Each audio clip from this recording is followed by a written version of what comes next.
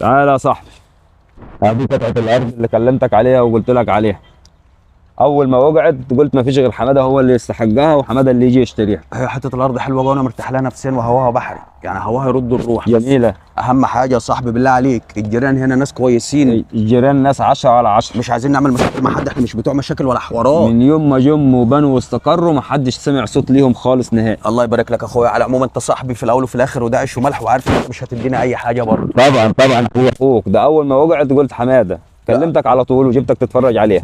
انا لسه بقول لك انا اخوك، انت مش هتدينا اي حاجه. بقول لك ايه، بسم الله ما شاء الله، حته الارض انا مرتاح لها نفسيا، وانا هتكل على الله ومش هيخفى عليك حاجه. انت كده كده صاحبي، انا حفيت على حته ارض زيها كده في موقع حلو زي كده.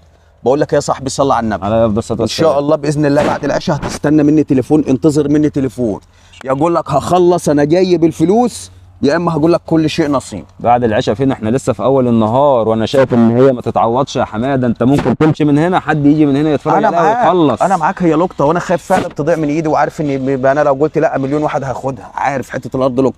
بس انا يا صاحبي ما قلتلكش اللي فيها، انا محتاج بس الاول ان انا اقعد مع ابويا شويه، هقعد مع والدي شويه، هستسمعه وابوس ايده، هقول له يابا في حته ارض كذا كذا كذا كذا كذا كذا جايبها لي علي صاحبي، هحكي له على الموضوع. قال لي يا ابني امين، اتكل على الله، هكلمك وهجيب فلوسي وهاجي اخلص باذن الله. يا ابني ده قلبي لقطه، المفروض نخلص دلوقتي، عارف. نكتب العقد دلوقتي وندفع عربون ونخلص. والله العظيم انا عن نفسي، انا نفسي اديك فلوسك دلوقتي واخلص، بس معلش يا صاحبي نفس الكلام، انا ما باخدش خطوه في دنيتي ولا في حياتي من غير اذن ابويا.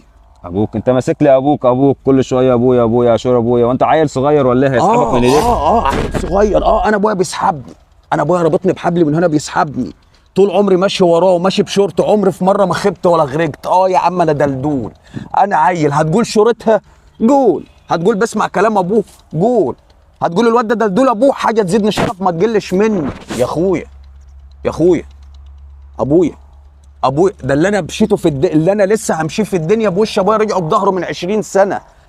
راجل بقى بيشم الموضوع، عارف الخير فين والصح فين والغلط فين. انا طول عمري ماشي وراه، عمري ما خبت ولا غرقت، دايما مسطوره بشورته وبمشورته. انا عيل يا صاحبي، انا دلدول. بص يا صاحبي اخر الكلام باذن الله بعد العشاء استني مني تليفون، انا هقعد مع ابويا هستسمحه وابوس ايده واقول له يابا كذا كذا كذا كذا، قال لي امين، هجيب فلوسي وهجيب ابويا وهو اللي هيحط ايده في ايدك. الله يبارك لك، ما تطلعنيش عن القاعده. انا عمري في حياتي ما مشيت خطوه في دنيتي من غير اذن ابويا، دايما مراضيه وببوس ايده وراضي عنه، دايما ماشي تحت طوع، ماشي بشورته. انا دلدول، عمري ما انضمت ولا وقفت على بيت حد ولا مديت ايدي لحد ولا غرقت ولا خبت. يا عم ابويا، يا عم ابويا، هو عيب؟ ما انا كنت حته لحمه حمراء، لا حول لي ولا قوه، وهو اللي كان شايلني مراعيني مدفيني. لما اكبر وربنا يديني هخيب، هقول ملوش لازمه. جسر الحوار قسما بالله، لو في ايدك ذهب وابوك مش راضي عنه لا يبقى تراب، ولو في ايدك شويه تراب وابوك راضي وموافق ومبسوط وسعيد، قسما بالله لا يبقوا ذهب. السلام عليكم ورحمه الله وبركاته.